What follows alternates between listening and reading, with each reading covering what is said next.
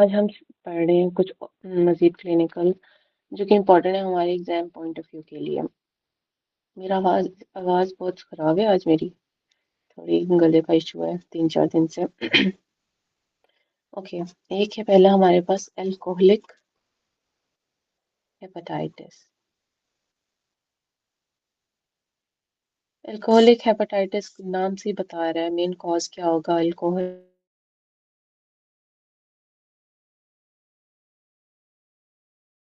Long term alcoholic consumption, ठीक है, उसकी वजह से लिवर के ऊपर इफेक्ट्स आना शुरू हो जाते हैं। लिवर की सिरोसिस होती है, लिवर की फाइब्रोसिस होती है, लिवर नेक्रोटिक फेज में चला जाता है, ठीक है। अब यहाँ पे होता क्या है बेसिकली, यहाँ पे जो हमारे हेपेटोसाइट्स है ना वो इफेक्ट हो रहे होते हैं। हेपेटोसाइट्स हेपेटोसाइट्स बनते कहाँ से हैं? एंडोडर्म से बनते हैं, ठीक है। ये भी एमसीक्यू आता है कि हेपेटोसाइट की एम्ब्रियोलॉजिकल डेरिवेटिव कहाँ से आ रहा है, वो बेसिकली एंडोडर्म होता है, ठीक है। क्या है, यहाँ के अंदर हमारे पास जो हेपेटोसाइट्स हैं वो नेक्रोटिक फॉर्म में चले जाते हैं। जब नेक्रोसिस होती है वहाँ पे न्यूट्रोफिल्स की इन्फिल्ट्रेशन होना शुरू हो जाती हैं। तो हुआ क्या है हमारे पास, swollen and necrotic hepatocytes with neutrophilic infiltrations बनना स्टार्ट हो जाती हैं, ठीक है। अब ये हमें पता है कि कंजम्पशन से हुआ है, ठीक है। साथ में हमें पता है कि swollen एंड नेक्रोटिक हेपेटोसाइट्स उनके अंदर हुए हैं, तो उनके अंदर क्या इन्फिल्ट्रेशन स्टार्ट हो जाती है न्यूट्रोफिल्स की। अब मैंने ये एमसीक्यूज बताया कि हेपेटोसाइट्स बेसिकली बनते किससे हैं? एंडोडर्म से बनते हैं। एंडोडर्म है ये, एंडोडर्म डेरिवेटिव है ये, ठीक है। Hepatocyte is endoderm derivative. Derive कहाँ से होता है? हेपेटोसाइट एंडोडर्म से होता है। इसी के साथ वो जो हमारे पास कुफर सेल्स होते हैं, ठीक है, वो कहाँ से वो कहाँ कहाँ से बनते हैं? कुफर सेल्स बेसिकली हमारे पास एक मैक्रोफेज होते हैं ये लिवर के अंदर, ठीक है। वो बेसिकली कहाँ से होते हैं? मीजोडर्मल ओरिजिन होती है। मीजोडर्म, ये भी एमसीक्यूज है कि कुफर सेल्स किसके डेरिवेटिव्स में से है, ठीक है। मीजोडर्म डेरिवेटिव है। तो साथ साथ ना ये चीजें ऐड करते जाएंगे तो समझ आती मैडम ये जाती हैं, काइंडली ठीक है। रिपीट कर दे तो जरा कुफर सेल्स का।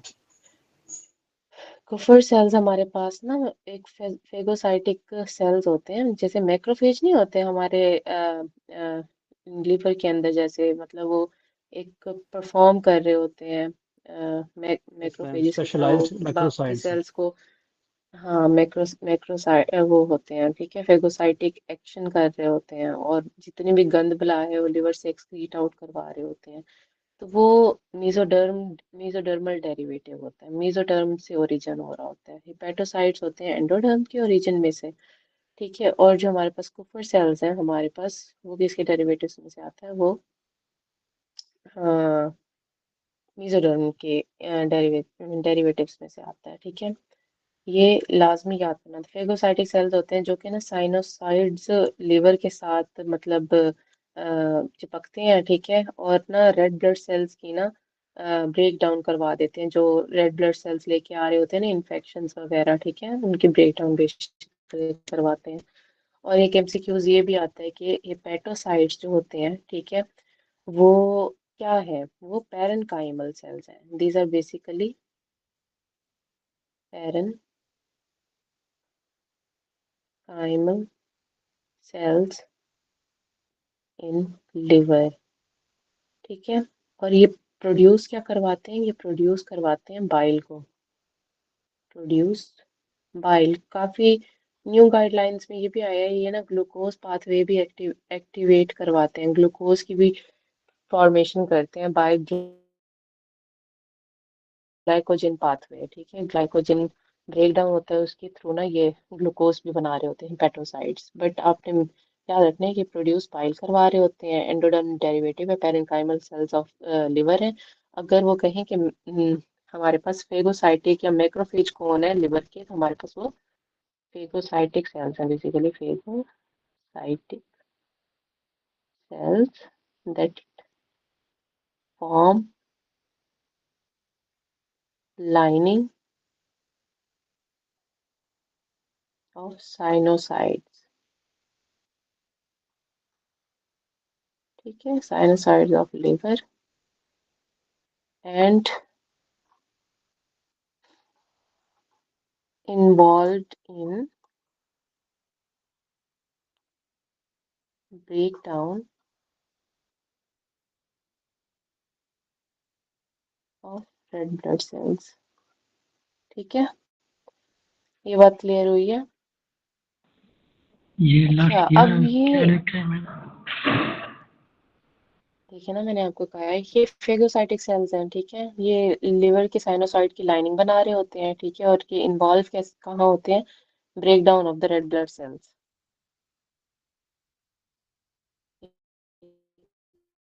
है, अब ये हमारे पास क्या है, ये रिवर्सिबल हो सकता है अगर ना ये अल्कोहलिक कंजम्पशन को लो कर दिया जाए, मतलब या क्विट कर दिया जाए अल्कोहल की मतलब कंजम्पशन को, या इसको कंजम्पशन लो करेंगे ऑटो, मतलब उसका जो मेन फैक्टर है, कॉजेटिव फैक्टर है, उसको निकालेंगे तो ये ऑटोमेटिकली ठीक होना स्टार्ट हो जाएगा।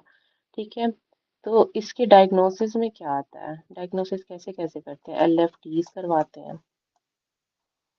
ठीक है, अब एएसटी जो होता है ना, बेसिकली वो अल्कोहलिक पेशेंट्स के लिए, जो अल्कोहलिक लिवर डिजीज के पेशेंट्स है ना, उनके लिए बहुत ज़्यादा इम्पोर्टेंट है। ठीक है, एएसटी विद अल्कोहल याद रखना होता है। ठीक है, ALT अल्कोहल, अल्कोहल।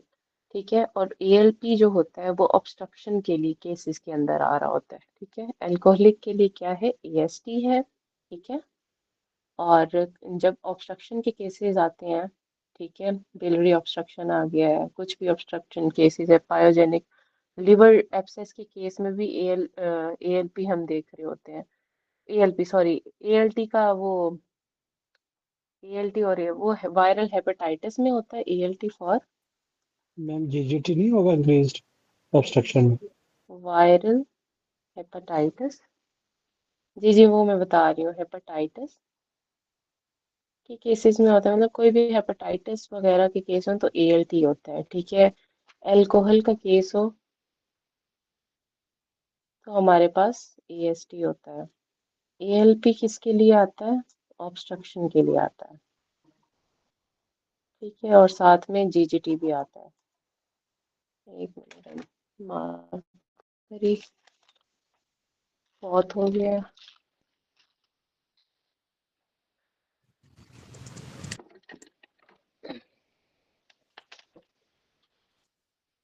ठीक है, ALP हमारे पास क्या आ गया, ऑब्स्ट्रक्शन के केसेस के लिए आ गया है। ALT हमारे पास वायरल हेपेटाइटिस के केस, और साथ में ऑब्स्ट्रक्शन में GGT भी आ जाता है।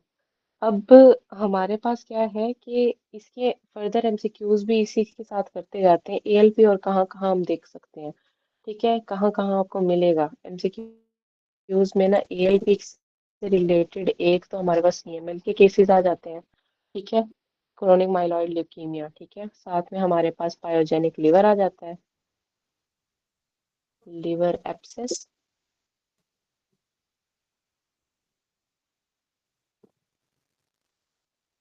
ठीक है, और पेगेट्स डिजीज।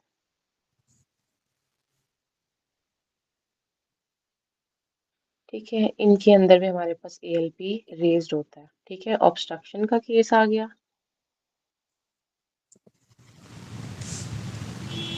ठीक है, इसके अंदर CML आ गया, क्रोनिक ये पायोजेनिक हमारे पास लिवर एब्सेस आ गया है। फिर हमारे पास पेजेट्स डिजीज, इसके अंदर ALP रेज होता है। ये सारे MCQs है, ये कभी CML से रिलेटेड दे देते हैं सिनेरियो बना के, ब्लड से रिलेटेड, कभी लिवर कोई एब्सेस का बता देते हैं, फीवर के साथ अगर आ जाए, फीवर और कोई एब्सेस हो, ठीक है, तो वो पायोजेनिक लिवर एब्सेस है। फिर पेजेट्स डिजीज वो बोन रिलेटेड जो हमारे पास डायसऑर्डर्ड है, ठीक है, उसके अंदर भी ALP रेज होता है। फिर अब यहाँ पे हम थे अल्कोहलिक हेपेटाइटिस के अंदर तो यहाँ पे हमारे पास क्या है, एएसटी इज अ मेन चीज जो हम देख रहे होते हैं अल्कोहल पेशेंट के, और यहाँ पे हमारे पास एएसटी रेज होता है, AST is greater than ALT हम मार्क करते हैं, और इसके अंदर वायरल कोई हेपेटाइटिस का केस हो वहाँ पे एएलटी बेसिकली ज्यादा देखते हैं, ALT is greater than AST. ये हमारे पास ये मोस्ट सेंसिटिव होता है फॉर हेपेटाइटिस, ये मोस्ट सेंसिटिव है हमारे पास फॉर मतलब एल्कोहलिक पेशेंट्स। ठीक है, ये बात क्लियर हुई। यस ये मैम। हमने एलएफटीज करवा लिए, फिर हम आते हैं हम बायोप्सी। बायोप्सी हमेशा से हमारे पास गोल्ड स्टैंडर्ड रही है, ठीक है, गोल्ड स्टैंडर्ड। अब बायोप्सी पे हमें मिलता क्या क्या है, ठीक है, माइक्रोस्कोपिक हम देख रहे हैं ना अंदर सारी चीजें, माइक्रोस्कोपिक मॉर्फोलॉजी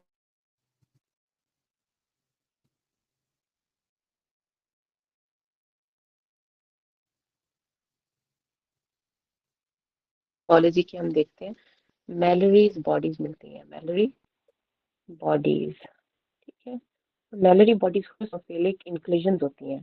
ठीक है, क्या है हमारे पास ये होते हैं intracytoplasmic eosinophilic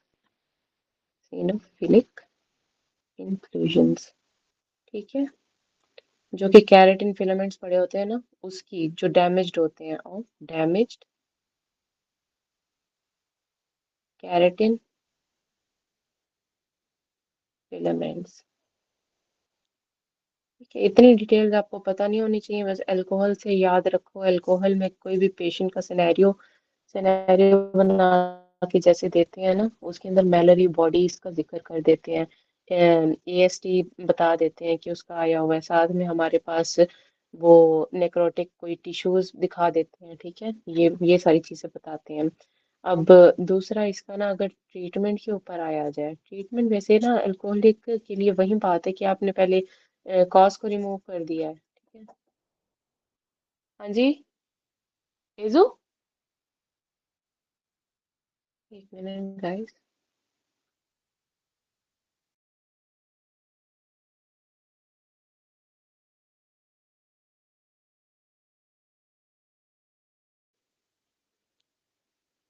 okay, remove the cause है हमारे पास।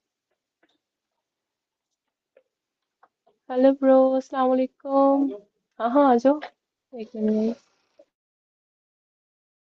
जिन्स मिलती हैं of the damage keratin filaments, जिनको हम कहते हैं मैलरी बॉडीज। ठीक है, अब इसकी ट्रीटमेंट कैसे करेंगे, हमने कॉज को रिमूव करवाना है, मतलब क्विट कर देनी है अल्कोहल, लेकिन ऑब्वियसली ये इतना ज्यादा डैमेज करवा रही होती है अल्कोहल कंजम्पशन, कि वो हेपेटोसाइट्स की नेक्रोसिस, मतलब नेक्रोसिस का प्रोसेस वैसे भी इरिवर्सिबल काइंड ऑफ थिंग है, वो खुद भी बंदा सोचता है ना, वो कहता है कि नेक्रोसिस इरिवर्सिबल, मरना शुरू हो जाते हैं अंदर के हेपेटोसाइट्स। ठीक है, तो क्विट करोगे अल्कोहल मतलब वो काफी हद तक उसको मतलब ठीक मतलब वो करेगा, उसके लिए ठीक होगा, बेहतरी होगी, बट नॉट कि वो पूरा का पूरा हेपेटोसाइट्स को रीजनरेट कर दें। ठीक है, लिवर वैसे रीजनरेटेबल पार्ट होता है, बट हेपेटोसाइट्स अगर एक जगह से मर रहा है, ठीक है, वो रीजनरेट नहीं होगा।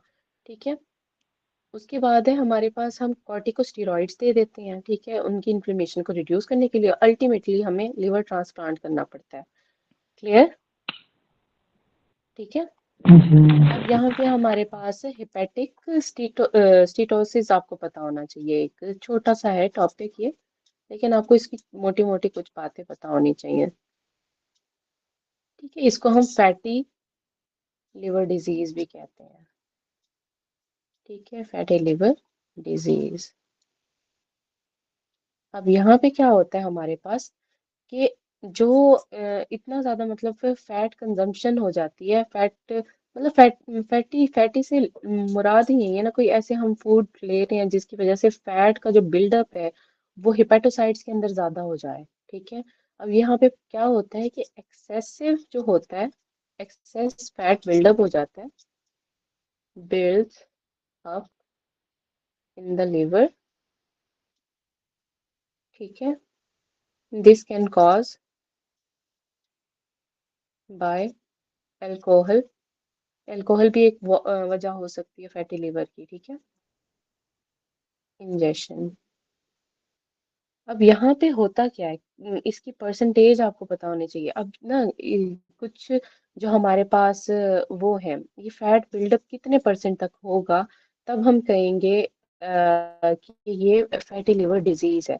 मतलब अब सपोज फैट का कोई हिस्सा, मतलब 100% अगर फैट उसका वेट है, ठीक है, मतलब अब लिवर को हम कंसीडर करते हैं इमेजिनरी कि 100 मतलब उसका मिलीग्राम वेट है, या 100% उसको हम कह लें, ठीक है, उसका वेटेज है, ठीक है। अब उसके अंदर अगर 5%, ठीक है, 5% अगर हमारे पास क्या हो, मतलब रीच कर जाए, फैट बिल्डअप हो जाए, ठीक है, बिकम प्रॉब्लम, तब प्रॉब्लम क्रिएट होना स्टार्ट हो जाती है कि हाँ, तब हम कहते हैं कि इस जो लिवर के बॉडी वेट से 5% ज्यादा ओवर एक्सेस कर जाए, मतलब अगर 100 mg है, ठीक है, तो 5% 100 का 105 कह दें, ठीक है, या 110 कह दें, इतना हमारे पास बिल्डअप हो गया, तब हमें ना इसके ना साइंस, अलार्म साइन स्टार्ट हो जाते हैं कि ये फैटी लिवर डिजीज के अंदर जा रहा है, ठीक है।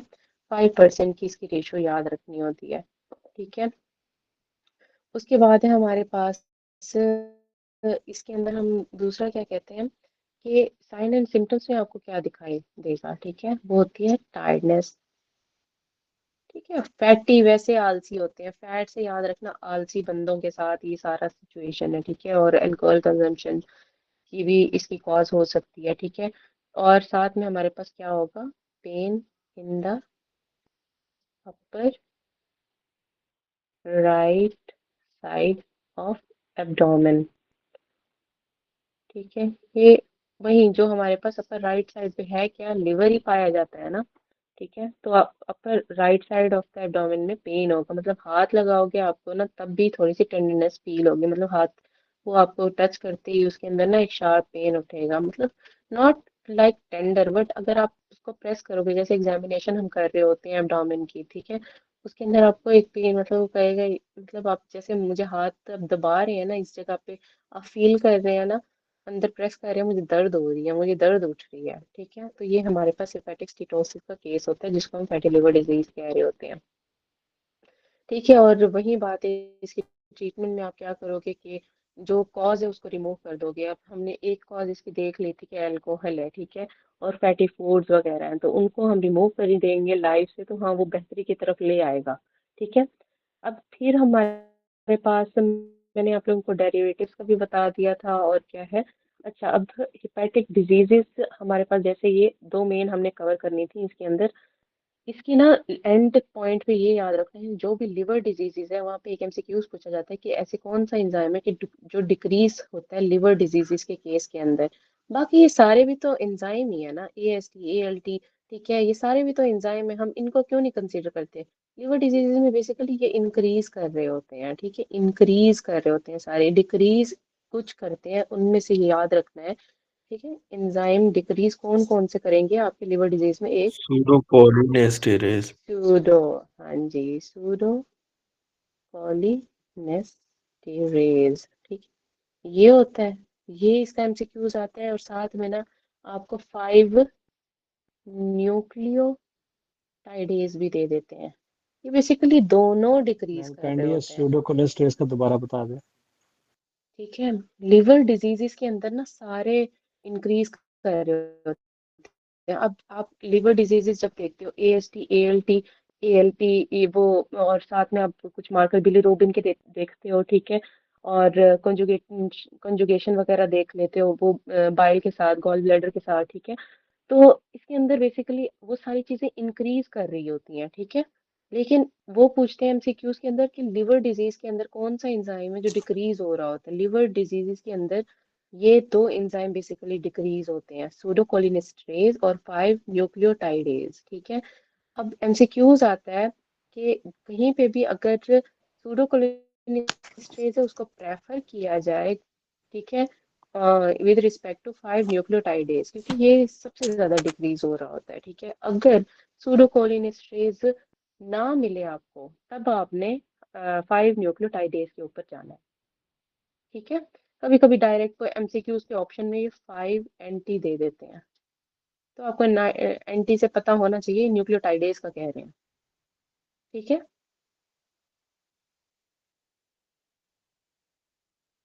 क्लियर है ये?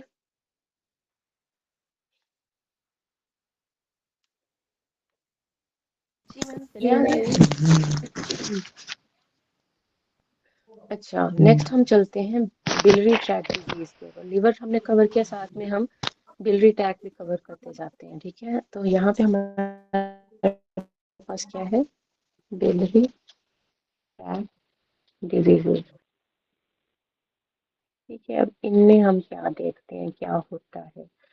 यहाँ पे बेसिकली जब भी कोई बिलरी ट्रैक्ट के साथ आएगा ना, प्रूराइटस के साथ आता है। प्रूराइटस मेन होता है, नॉट जॉन्डस। प्रूराइटस का वर्ड आपको सिनेरियो में मिलेगा। ठीक है, उसके अंदर क्या है, प्रूराइटस, कोई रैश वगैरह होता है, वो इचिंग के साथ आता है। ठीक है, वो कहेगा कि मेरे ना मतलब स्किन के ऊपर बहुत ज्यादा रैश है, इचिंग हो रही है मुझे। ठीक है, इस सिनेरियो के साथ बेसिकली आते हैं। ठीक है, अब यहाँ पे हमारे पास क्या है, जॉन्डिस भी आएगा। ठीक है, क्योंकि ये बिलरी ट्रैक्ट है, क्योंकि ऑब्स्ट्रक्शन हो रही है। ठीक है, तब हम ये भी कहेंगे कि जॉन्डिस भी के साथ भी आता है। फिर साथ में लाइट कलर्ड स्टूल होते हैं। ठीक है, डार्क यूरिन होता है, हिपैटो मीनो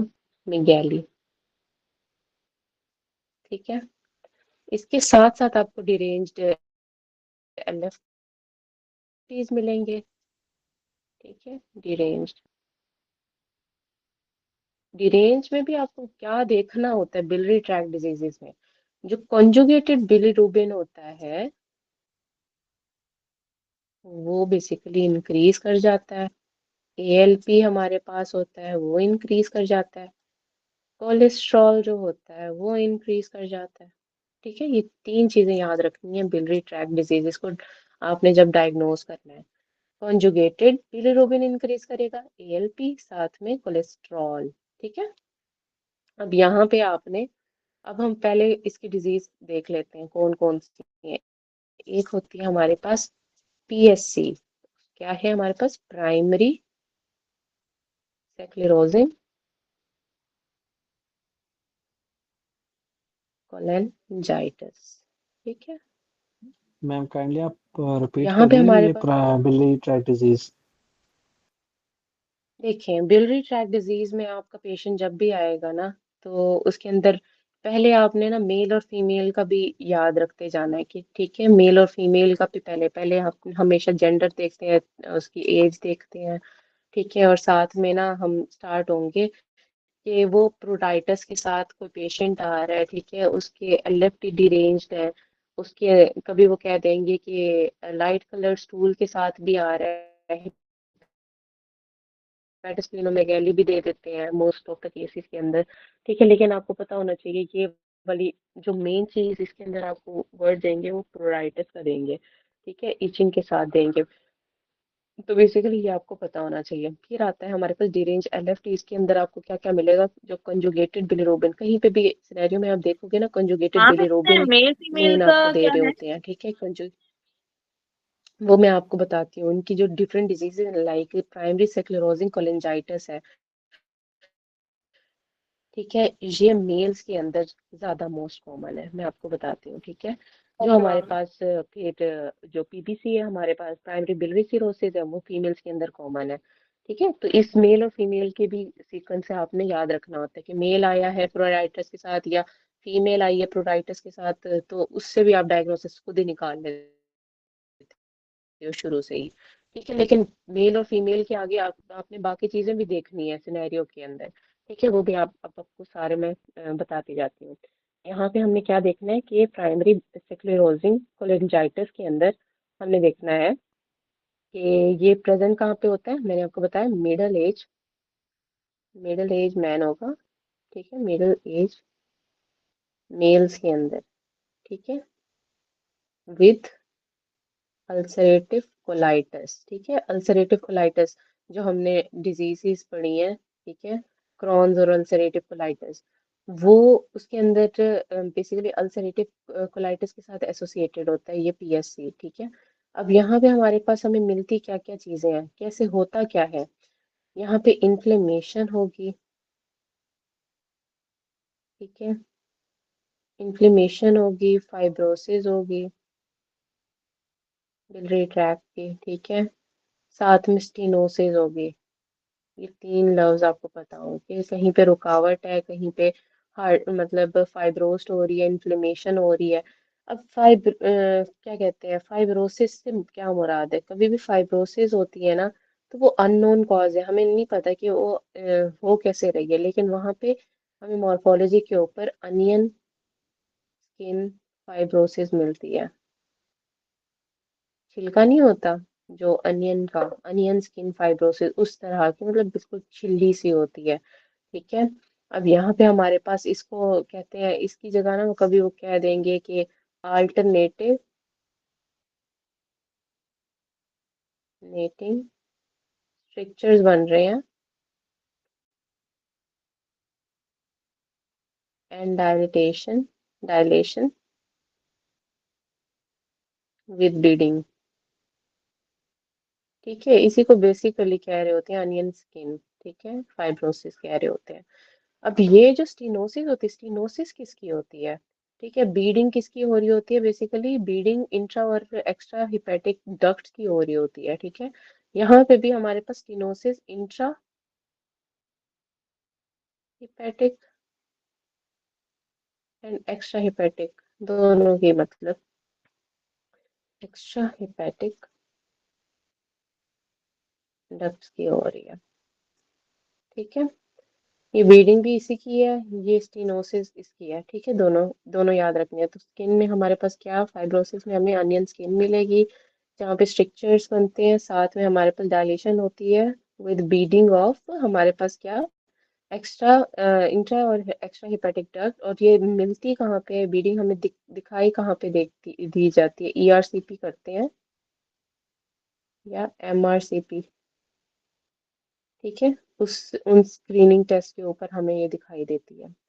अब हमारे पास कुछ मार्कर्स होते हैं इनके, वो याद रखने हैं, लाइक माइलोपेरोक्सीडेज एन का जो होता है हमारे पास, ठीक है, एंटी न्यूट्रोफिलिक साइटोप्लाज्मिक एंटीबॉडीज होती हैं, वो मिलती हैं, ठीक है। यहाँ पे क्या है, एमपीओ एन का,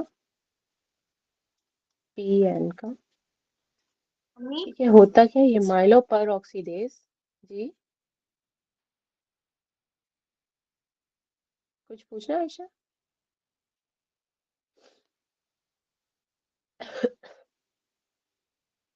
आयशा कुछ पूछना है आपने। नहीं मैम। ओके ओके, माइलोपेरोक्सीडेज, ठीक है, और पेरी न्यूक्लियर, ये पी से पेरी न्यूक्लियर है, न्यूक्लियर, ठीक है। बाकी आपको पता है ये एनका से क्या मतलब है, एंटी न्यूट्रोफिलिक साइटोप्लाज्मिक एंटीबॉडीज होती हैं, ये दोनों पॉजिटिव मिलती हैं, ठीक है। अब ये फर्दर क्या कॉज करवाएगी, हमारी नेक्स्ट जो बिलियरी ट्रैक की डिजीज है वो कॉज करवाती है, ठीक है, can cause biliary biliary cirrhosis, ठीक है। और ये इंक्रीज क्या करती है, रिस्क ऑफ कोलेंजियोकार्सिनोमा और गॉल ब्लैडर कार्सिनोमा, ठीक है, ये कॉज करवाती है, इनके रिस्क को इंक्रीज करती है। ये क्लियर हो गया। जी मैम। अब हम नेक्स्ट इसकी डिजीज के ऊपर चलते हैं, जो कि हमारे पास पीबीसी है, ठीक है, पीबीसी। अब पीबीसी के लिए आपने याद रखना है कि ये प्राइमरी होती हैं और सेकेंडरी होती हैं, ठीक है। तो हमारे पास प्राइमरी बिलियरी सिरोसिस में हमने पहले प्राइमरी कर लेते हैं, प्राइमरी बिलियरी सिरोसिस, ठीक है। तो ये हमारे पास प्राइमरी बिलियरी सिरोसिस हम पढ़ते हैं, फिर सेकेंडरी पे जाएंगे। अब प्राइमरी बिलियरी सिरोसिस के अंदर हमारे पास क्या क्या है कि ये हमारे पास सवेयर तो फिर ऑब्स्ट्रक्टिव, जी, जॉन्डिस से हो सकता है। ठीक है, इचिंग, इचिंग के साथ आएगा पेशेंट। ठीक है, या उसका जो कोलेस्ट्रॉल लेवल है वो इंक्रीज होता है ब्लड के अंदर। ठीक है, हाइपर कोलेस्टेरोलीमिया हो जाता है। ठीक है, जिसकी वजह से जेंथोमास के बनते हैं। जेंथोमास क्या फर्दर वो करवाते हैं, डॉक्टर प्रोराइटिस करवा रहे होते हैं। ऊपर हाँ जी सामिया, क्या कह रही हैं आप?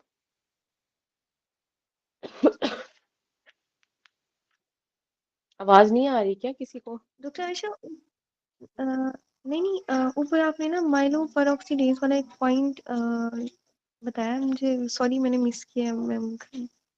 देखिए दोबारा वहां पे एक्सप्लेन ना कर दो दूं? चीजें ना, वहां पे ना आपको पीएससी के अंदर क्या होता है कि वहां पे आपको दो जो हमारे पास एंटीबॉडीज होती है ना, वहां पे पॉजिटिव मिलती हैं। जब आप ये दोनों एंटीबॉडीज करवाओगे ना पीएससी के केस में, तो ये मिलेंगी आपको पॉजिटिव, पीएन का और एमपीओएन का। ठीक है, माइलोपेरोक्सीडेज एंटी न्यूट्रोफिलिक साइटोप्लाज्मिक एंटीबॉडीज, और साथ में पेरी न्यूक्लियर एंटी क्या कहते हैं, न्यूक्लियर साइटोप्लाज्मिक एंटीबॉडीज जो होती है हमारे पास, वो पॉजिटिव आपको मिलेंगी। ठीक है, इसके अंदर पीएससी के अंदर। ये क्लियर हुआ। साथ में ना ये एक और चीज भी आती है, मैं भूल गई, अच्छी बात है याद करवा दी। यहाँ पे आईजीएम का लेवल भी इंक्रीज होगा, ये भी ऐड कर लें। आईजीएम लेवल भी आपको इंक्रीज मिलते हैं।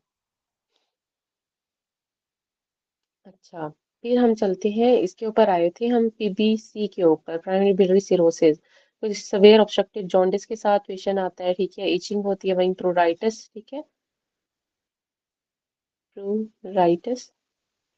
ठीक है, हाइपर कोलेस्ट्रोलेमिया। ठीक है, और साथ में हमारे पास क्या होती है, यहाँ पे आपको मिडल एज फीमेल्स मिलेंगे ज्यादा। ठीक है, फीमेल्स। अब इनका ना हमारा जब कोई गायनी के पेशेंट्स के देखते हैं ना, वहां पे हमारे कोलिस्टेसिस मिल रहा होता है, ऑब्स्ट्रक्शन के केसेस ये मिल रहे होते हैं। ठीक है, कोलिलिथियासिस हो रहा होता है। तो यहाँ पे होता क्या है, बेसिकली यहाँ पे हमारे पास एंजाइम्स मार्कर इंक्रीज हो जाते हैं, आईजीएम इंक्रीज हो जाता है, एंटी माइटोकॉन्ड्रियल एंटीबॉडीज हम करवाते हैं, वो भी पॉजिटिव आती है, 90% स्पेसिफिक है उसके लिए। ठीक है, वहां पे हम पेशेंट को फिर क्या स्टार्ट करवाते हैं, उर्सो टैबलेट होती है। ठीक है, उर्सो, वो देना स्टार्ट करते हैं प्रेग्नेंट फीमेल्स के अंदर। वो सेफ होती है प्रेगनेंसी में, सेफ फॉर प्रेगनेंसी। ठीक है, तो हम ये उनके लिए दे रहे होते हैं जब उनके मार्कर्स हमारे पास डिरेंज आते हैं।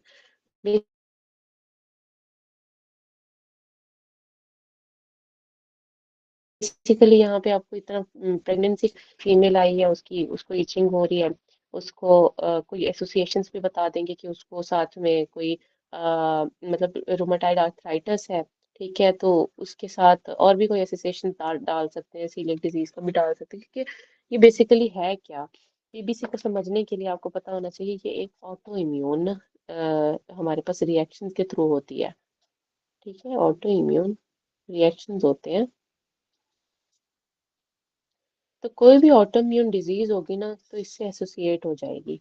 ठीक है, ऑटोइम्यून रिएक्शन होंगे यहाँ पे। होता क्या है, लिम्फोसाइट की इन्फिल्ट्रेशन होती है। न्यूट्रोफिल की इन्फिल्ट्रेशन कहाँ पे हुई थी, बताएं मुझे। Alcoholic Right, yeah. Hepatitis. Intrahepatic cytoplasm.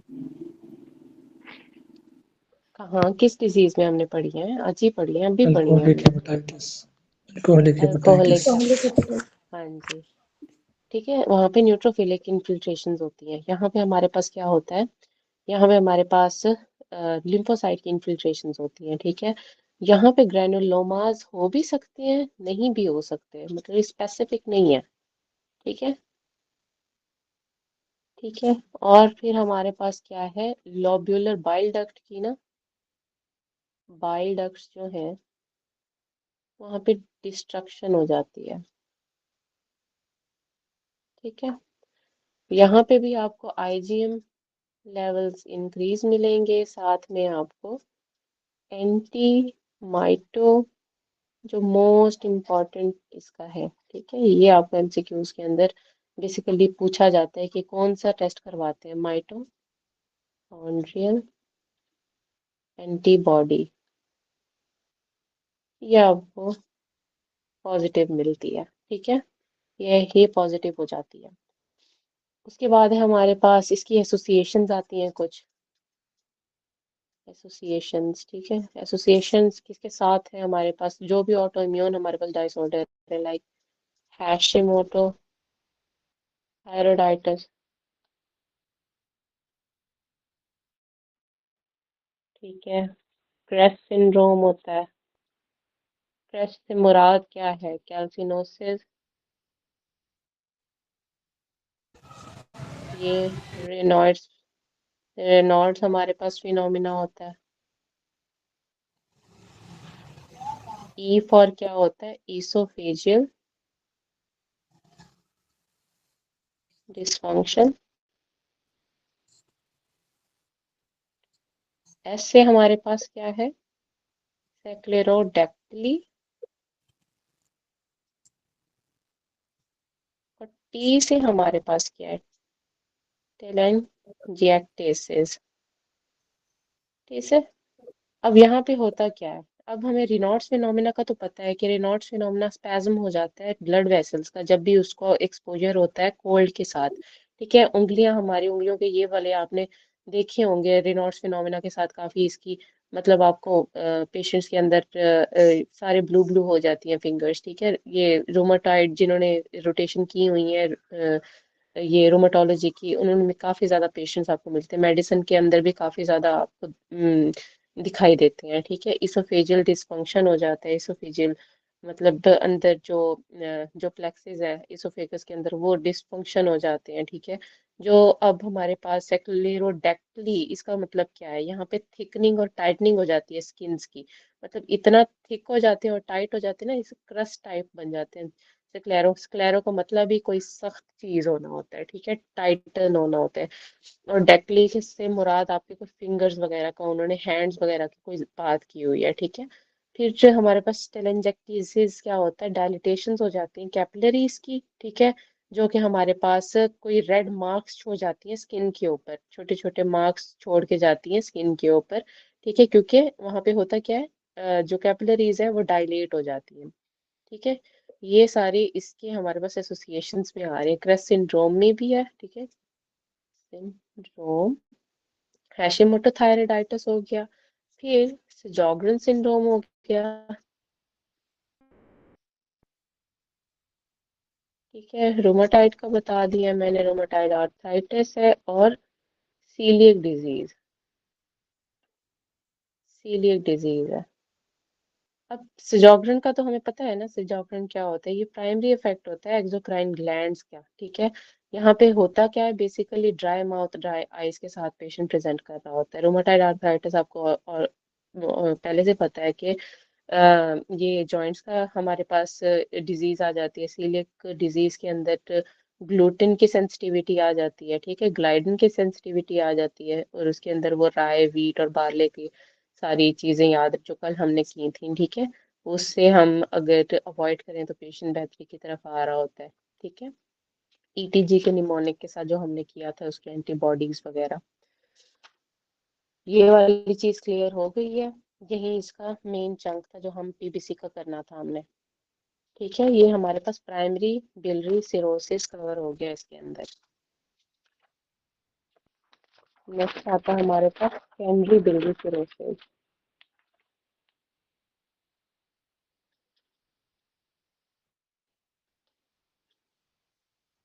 Biliary cirrhosis, ठीक है। अब यहाँ पे हमारे पास क्या होता है, यहाँ पे basically extra hepatic biliary obstruction होती है, ठीक है। ये उसकी वजह से हो रहा होता है ये, और बिकॉज यहाँ पे होता क्या है, वहां पे ना प्रेशर इंक्रीज हो जाता है, इंक्रीज प्रेशर इन हमारे पास डक्ट्स के अंदर एक्स्ट्रा हेपेटिक और इंट्रा हेपेटिक डक्ट्स के अंदर बेसिकली प्रेशर इंक्रीज हो जाता है, जिसकी वजह से होता क्या है, फर्दर डक्टल इंजरी होती है एंड इन्फ्लेमेशन। ठीक है, यहाँ पे हमारे पास क्या होता है, सेकेंडरी से मुराद ही यही है कि उससे ऑलरेडी कोई डिजीज थी पड़ी। ठीक है, कोई पहले डिजीज थी, उसकी वजह से दूसरी एसोसिएशंस में उसको सेकेंडरी बिलियरी सिरोसिस हो गया। कॉज कोई और था, मतलब पहले से उससे कोई ऑनलाइन मतलब ऑन गोइंग कोई डिजीज चल रही थी, या तो कोई ऑब्स्ट्रक्शन लीजन्स थी। ठीक है, ऑब्स्ट्रक्टिव लीजन्स थी उससे कोई, ठीक है, या बिलियरी कोई स्ट्रक्चर्स बने हुए थे। ठीक है, और पैंक्रियास का कार्सिनोमा था। ठीक है, गॉल स्टोन्स वगैरह हो सकते हैं। इन सब मतलब ये फर्दर इसको डेवलप करवाता है सेकेंडरी बिलियरी सिरोसिस को। अब इसकी कॉम्प्लिकेशंस फिर याद करनी है। कॉम्प्लिकेशंस क्या होती हैं? कॉम्प्लिकेशंस में हमारे पास असेंडिंग कोलेंजाइटिस आ जाता है। ठीक है, और साथ में बैक्टीरियल इन्फ्लेमेशन आ जाती हैं, इन्फ्लेमेशन ऑफ डक्ट। ये बात क्लियर हो गई है?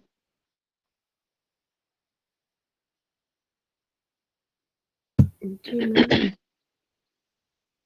इसके साथ हम ना एक दफा देखते जाते हैं कि कॉन्जुगेटेड और अनकॉन्जुगेटेड हाइपरबिलिरुबिनेमिया में फर्क क्या है। ठीक है, उसके एमसीक्यूज भी कभी कभी किसी किसी भी सूरत में आ सकते हैं। ठीक है, या तो उसके कॉजेस पूछ सकते हैं कि इसकी कॉज क्या है, इसकी कॉज में क्या आएगा। ठीक है, वहां पे सिनेरियो में बेसिकली अनकॉन्जुगेटेड कोई आपको मतलब सिनेरियो दे देंगे कि यहाँ पे होता क्या है।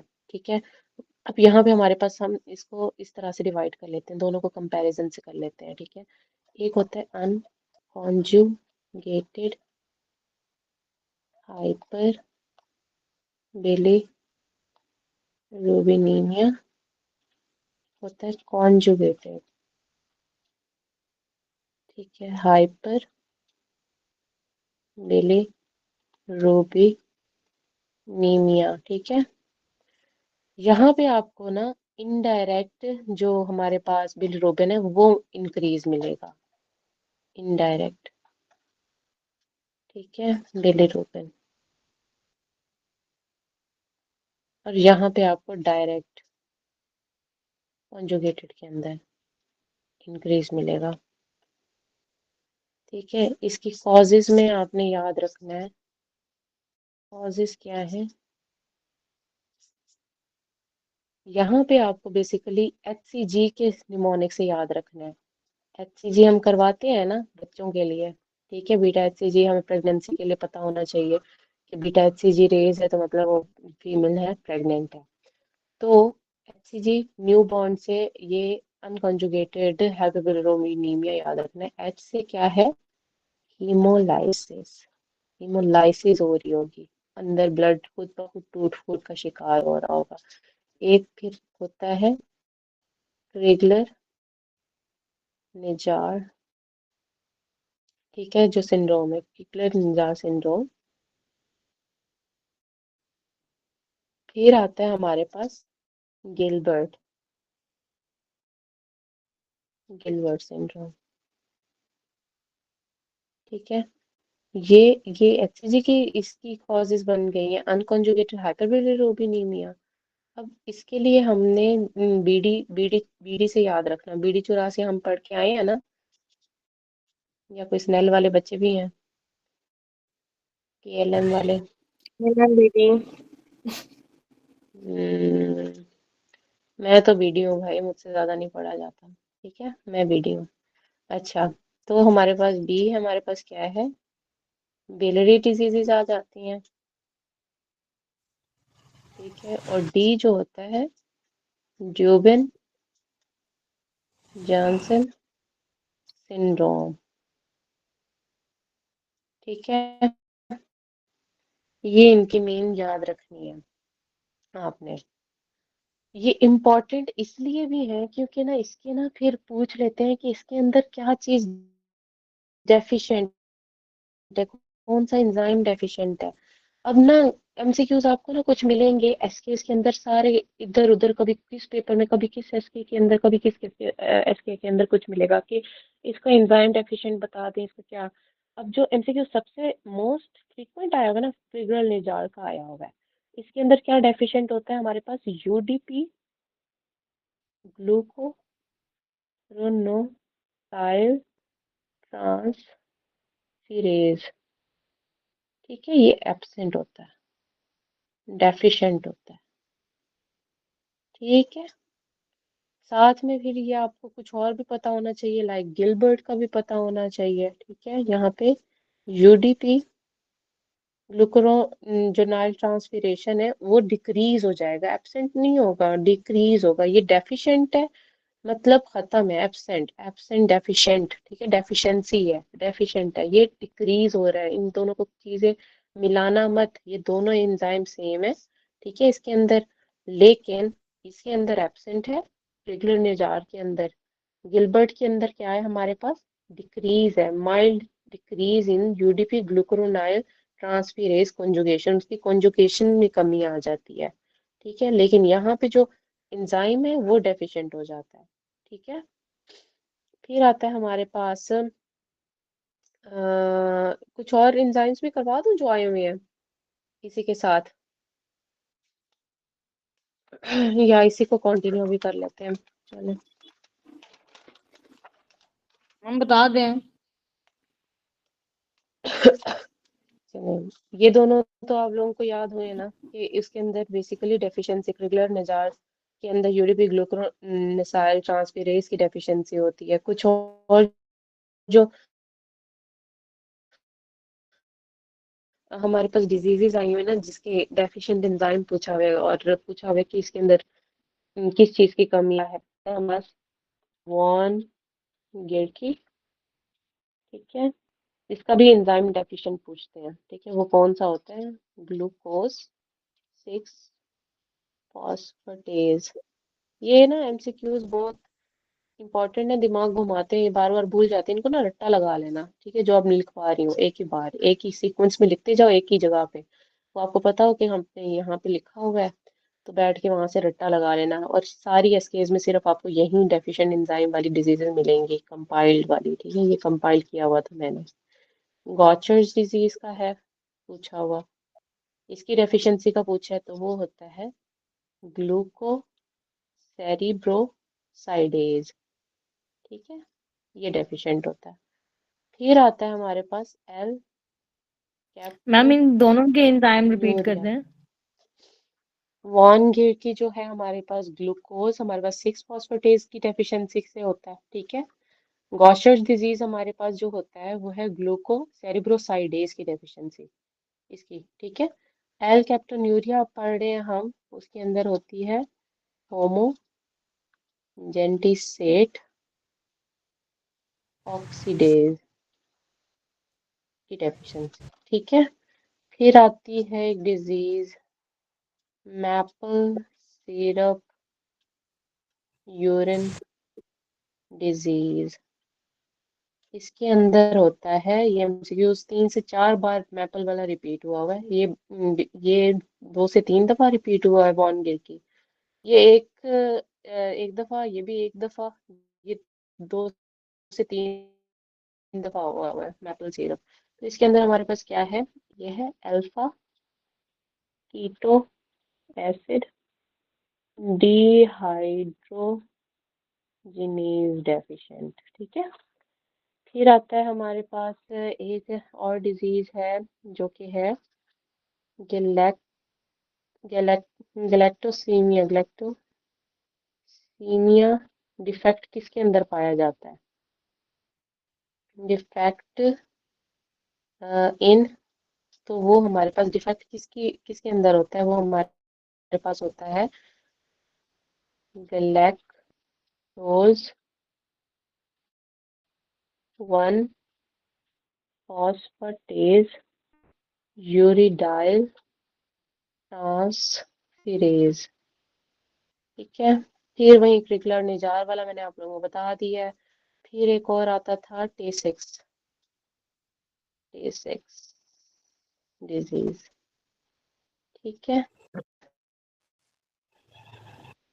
तो हमारे पास इसके अंदर क्या होता है, एक्सोअमाइनेज ए डेफिशिएंट होता है। ठीक है, फिर एक लास्ट याद रखना है मैककार्डल डिजीज। यहाँ पे हमारे पास क्या है, जो फॉस्फोराइलेज है वो हमारे पास डेफिशिएंट होता है। इसके साथ ये भी याद रखना है इसके अंदर और क्या क्या आपको मिलेगा। एक तो फॉस्फोराइलेज, मसल फॉस्फोराइलेज याद रखना है। ठीक है, बेसिकली मसल फॉस्फोराइलेज की डेफिशिएंसी होती है। साथ में यहाँ पे क्या होता है, लैक्टेट कम हो रहा होता है और ग्लाइकोजन इंक्रीज हो रहा होता है। ठीक है, ये कुछ जो सारी डिजीजेस थी ना वो सारी कंपाइल्ड है। क्रिकलर निजार भी ऐड कर लेना पूरी लिस्ट के अंदर। मैम काइंडली ये आज और आपने जितने नोट बनाए हैं ना मैम, इसके पिक्चर आप ग्रुप में शेयर करें तो बड़ी मेहरबानी होगी। नहीं नहीं, हाथ नहीं चलाने हमने, है ना काशिफ, हमने हाथ तो नहीं चलाने, अल्लाह माफ करे, हाथ दुखते हैं हमारे।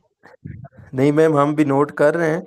असल में जो अच्छा पिक्चर आ रही है ना वो क्लियर नहीं है, आपकी पिक्चर इतनी क्लियर नहीं है, तो इसलिए अच्छा, मैं कह रहा चलें हूँ ठीक है, कि मैं भेज दूंगी। और हुक्म मेरे आका, बस मैं दुआ भेज करें, दूंगी दुआ हम। करें। हाँ जी, हाँ जी। चले, ठीक है। और अभी टाइम क्या है, टाइम इतना हो गया। अच्छा मैम इसमें चलो, 2 डिजीजेस रह गई, वो कोरी वाली और साथ में पॉम डिजीज। वो मुझे आप ऐड करवा दो, मैंने शायद ऐड नहीं की थी, बताएं सबके साथ आप शेयर करें। मैम मुझे अभी याद तो नहीं है, खैर कोरी में शायद अल्फा 16 एंजाइम है एक, ये देख के और बता दूसरा। दीजिएगा। ठीक है, वो हाँ आप जी ऐड कर, आपने ये ना ग्रुप के अंदर जब मैं पिक्चर्स शेयर करूंगी आपने वो ऐड अप करनी है दोनों डिजीजेस। ठीक है, ठीक है मैम। ताकि बच्चों के पास ये मैम सारे मैम जो सारे कॉरी सारे डिजीज में ना कंपाइल हो डी जाए। कॉरी डिजीज में मैम डी ब्रांचेज एंजाइम है अल्फा 16 ग्लूकोसाइडेज, ये डेफिशिएंसी होता है। ये क्या होता है, alpha 1 D branching enzyme alpha 16 glucosidase और 4 अल्फा डी ग्लूको, ये दो एंजाइम है, ये डेफिशिएंसी होते हैं। ठीक है, ये ना आप लोग ने शेयर और कर देना ग्रुप के ठीक अंदर। ठीक है, कॉरिज ठीक डिजीज और दूसरी आपने कौन सी बताई थी? पॉम्पी डिजीज होती है एक मैम, उसमें जो है लाइसोसोमल नहीं एसिड नहीं का जो नहीं, अल्फा ये 14 कॉरिज, ग्लूकोसाइडेज। ये सारे आए हुए हैं पीछे एसकेज में, आप लोगों ने देखे हैं जो आप मुझे बता रहे हैं? नहीं हाँ, ये मैंने ना फर्स्ट एड से पढ़ा हुआ है मैम। नहीं नहीं, फर्स्ट एड के अलग है, ये मैंने ना एसकेज में जितने आए हुए हैं ना, मतलब जो आपको रिक्वायर्ड है वो मैंने ये सारे कंपाइल हम्म, किए हुए थे। वरना तो बहुत ज्यादा और डिजीजेज हैं, वो तो हम फिर बैठ के बस पढ़ते रहे, हम बायोकेमिस्ट्री की किताब ना उठा लें हम फिर। ठीक है, तो नहीं जितने मैम, ये आपको लास्ट रिक्वायर्ड है टाइम ना। डॉक्टर नम्रा ने करवाए थे। हम्म, ठीक है ठीक है, मतलब लास्ट वो टाइम डॉक्टर एक्स्ट्रा आप नम्रा ने लोग याद करवाए थे। कर लो तो वो बहुत बेहतर है। मैंने तो वो आप लोगों को करवाए हैं जो एसकेज में आए हुए हैं। मैं ज्यादा पढ़ने वाली बंदी नहीं हूँ। ठीक है, मैं सिर्फ काम से काम रखने वाली बंदी हूँ। ठीक है, जितना आप पढ़ोगे ना उतना दिमाग घूमेगा, उतना दिमाग से निकलेगा फिर। तो जितना कंपाइल होता है सही ना है मैम, एसकेज के सही अंदर है, जो, बस हम भी आपको फॉलो ही कर रहे हैं मैम, सिर्फ हेडिंग ही पढ़ के हाँ बस बस, इंशाल्लाह। बाकी डॉक्टर जो नंबर करवा रही है वो भी सारा याद रखना है। ठीक है, वैसे किस्मत का तो वैसे कहीं नहीं पता होता, किस्मत वैसे खराब है हम सबकी। ठीक बहुत है, ज्यादा खराब है मैम। तो किस्मत का नहीं मैम एक पता दफा होता। पास तो बुक बंद करते हैं। क्या हुआ? एक एक दफा दफा पास क्या? होना है एक दफा पास हो फिर हाँ बस बुक पास, बंद कर। हाँ बस आप लोगों ने न्यूटन नहीं बनना, आप लोगों ने बस जो काम है ना, जो एफसीपीएस का टारगेट है वो अचीव करना है, ठीक है। वरना तो आप सारी फर्स्ट एड उठा के बैठ जाओ, ठीक है।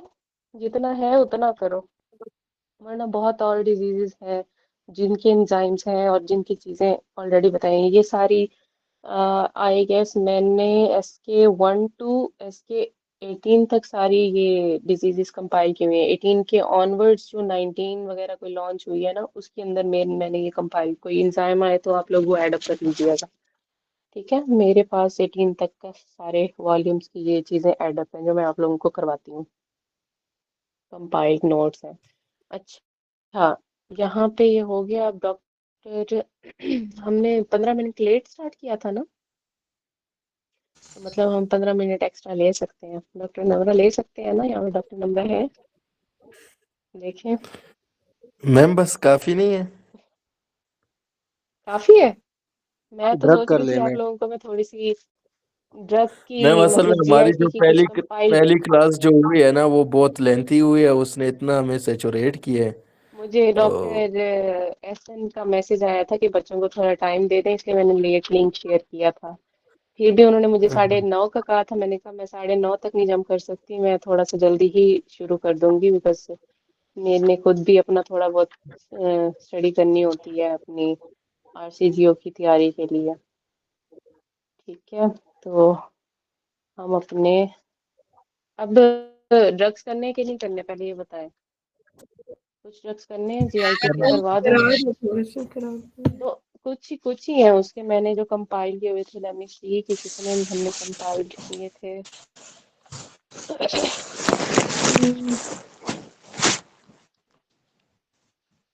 हमारे अभी वो भी रहते हैं, एनेस्थीसिया वाले ड्रग्स भी रहते हैं बाकी, लेकिन अभी हमारी जीआईटी का थोड़ा बहुत रहता है, तो जीआईटी तो एटलीस्ट साथ कर लें। हमारे पास ये यहाँ पे उनको करवाना है।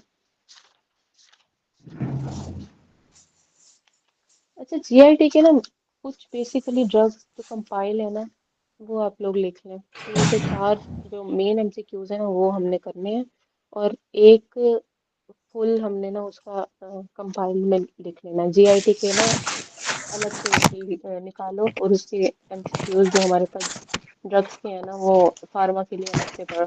आप लोग फार्मा कर रहे हो साथ साथ एमसीक्यूज अपने बिहाफ पे, क्योंकि हर चीज तो कवर होती है, फार्मा दिमाग में सबसे पहले होती है आप लोगों ने।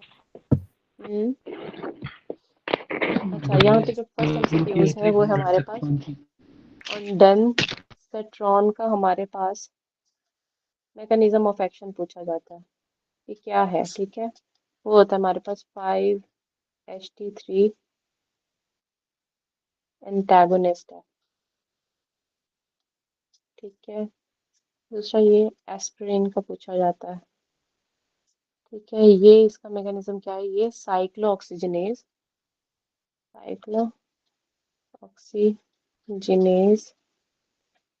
इनहिबिटर है, ठीक है।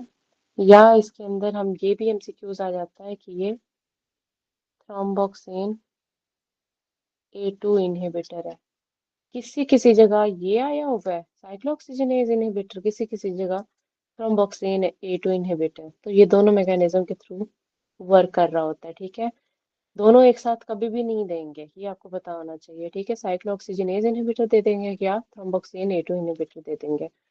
फिर हमारे पास आता है इस दफा में साइक्लोमाइन। हाँ जी, इस क्या? दफा इस दफा दोनों दिया था, एक पेपर ए में एक दिया था, पेपर बी में दूसरा दिया था। तो वही मैं कह रही हूँ ना, ऑप्शन सिर्फ एक कोई उठा के देंगे उसके मैकेनिज्म ऑफ एक्शन का, ठीक है। तो ये दोनों मैकेनिज्म ऑफ एक्शन के थ्रू ये एक्ट कर रहा होता है, ठीक है। जैसे उन्होंने बताया कि एक पेपर लो, ए में हमारे पास साइक्लोऑक्सीजनेज एक इनहिबिटर का लोड उस ऑप्शन पे आया था, क्या हुआ? एक लोड उस पे आया था कि लोड उस अगर हम यूज करते हैं एमआई के पेशेंट में या एसएससी के हम्म एडी में तो क्या होगा, हम्म हम्म सीआईडी में। तो हम्म वो ऑप्शन आया था थ्रम्बोक्सिन वाला, और दूसरा जो साइक्लोऑक्सीजनेज वाला आया था पेपर बी में।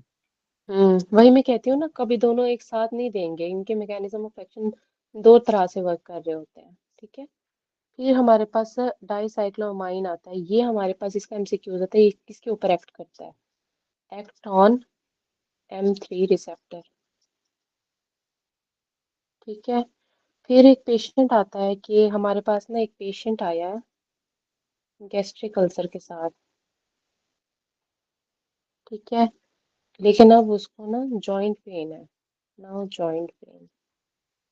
तो हम उसकी ड्रग ऑफ चॉइस में क्या देंगे? तो हम देते हैं सेलीकॉक्सिब। ठीक है, सेलीकॉक्सिब दे रहे होते हैं, ये एमसीक्यूज आता है। फिर एक आता है हमारे पास कि एक पेशेंट की ना हिस्ट्री वो सारी दे के वो कहते हैं कि उसकी ना गैस्ट्रिक एम्पटिंग इंक्रीज है, गैस्ट्रिक एम्पटिंग। एंड जो हमारे पास जो हमारे पास एक टोन टोन इंक्रीज होती है, बिल्कुल ठीक है, टोन इंक्रीज है बॉडी की। तो इसके केस के हम क्या देंगे हमारे पास? ठीक है, तो वो होता है मीटोक्लोप्रामाइड प्रोकाइनेटिक्स देते हैं। ठीक है, टोन किसकी थी? लोअर एसोफेजियल स्फिंक्टर की थी। ठीक है, lower oesophageal sphincter tone increase हुई है हमारी, तो हम क्या देंगे? मेटोक्लोप्रामाइड प्रोकाइनेटिक्स देंगे। ठीक है, ये एमसीक्यूज है। फिर हम कुछ एमसीक्यूज कंपाइल हमने जो किए थे वो थे about aspirin. Wait a second. हाँ, एस्पिरिन के ना अलग से सारे कंपाइल्ड एमसीक्यूज आते हैं, जो हर पेपर हर एसकेज में ना आपको डिफरेंट एमसीक्यूज इसका मिलेगा। एस्पिरिन इनका ना मोस्ट फेवरेट हमारे पास आता है। तो क्या है? Aspirin should be stopped prior surgery. ठीक है, कब रोक देनी चाहिए? 7 to 9 डेज पहले। ठीक है, 7 to 9 डेज पहले, ये एमसीक्यूज आया होगा। फिर आता है हमारे पास से एक हॉस्टलाइट आया है, सेक्सुअल कांटेक्ट उसके है। ठीक है, सोर्स जेनिटल्स है, तो हमने ना उसके हमारे पास हमें उस केस के अंदर एस्पिरिन नहीं देनी होती। ठीक है, उस केस के अंदर कोई एक सिनेरियो होता है, हॉस्टलाइट है, हॉस्टलाइट है हमारे पास। ठीक है, एक बच्चा, ठीक है, सेक्सुअली कांटेक्ट में है। ठीक है, सोर्स ऑन जेनिटल्स। ठीक है, उस केस के अंदर aspirin shouldn't be given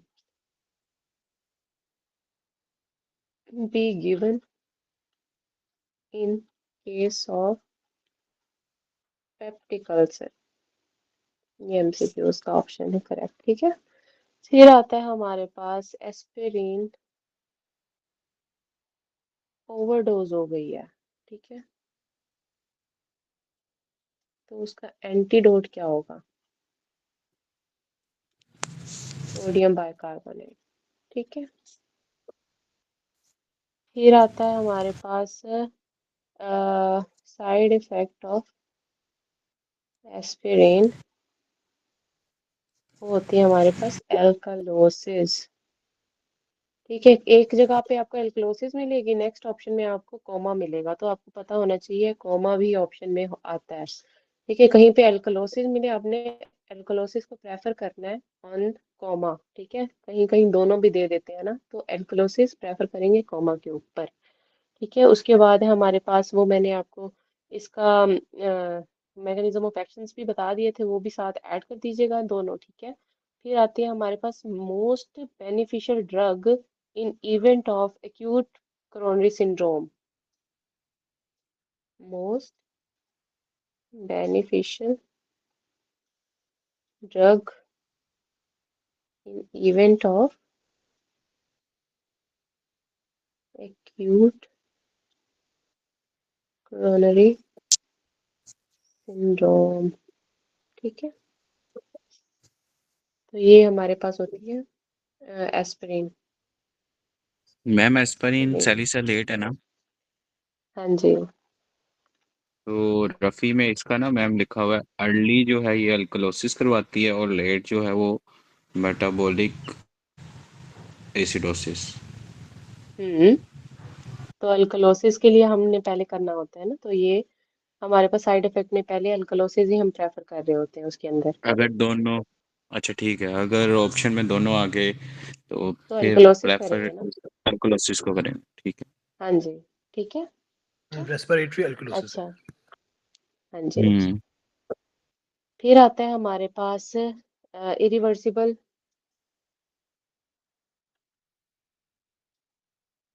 inhibitor होता है ऑफ प्लेटलेट्स, वो भी हमारे पास क्या है, एस्पिरिन है। ठीक है। फिर आता है हमारे पास एक्सक्रीशन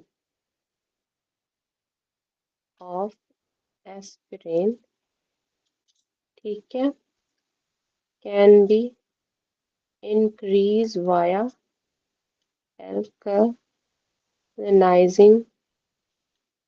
यूरिन, ठीक है। फिर आता है good effect of aspirin in pregnancy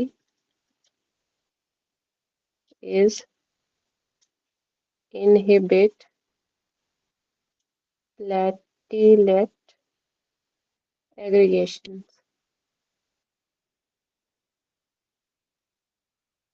ठीक हो गया। एक फिर आता है एस्पिरिन, मैम ये एक्सक्रीशन से दोबारा रिपीट करते हैं। मैम तो किसके, एक्सक्रीशन एक्सक्रीशन से। से। excretion of aspirin can be increased via alkalizing urine, ठीक है। वो कहते हैं कि अल्कलाइनाइज कर रहे हैं यूरिन को, तो किसकी एक्सक्रीशन इंक्रीज होती है, वो हमारे पास एस्पिरिन करवा रहा होता है बेसिकली, एस्पिरिन ठीक है। करते हैं। तो हमारे पास फिर है good effect of aspirin in pregnancy is inhibit platelet segregation, ठीक है। फिर आता है हमारे पास aspirin reduce fever by inhibiting prostaglandin synthesis,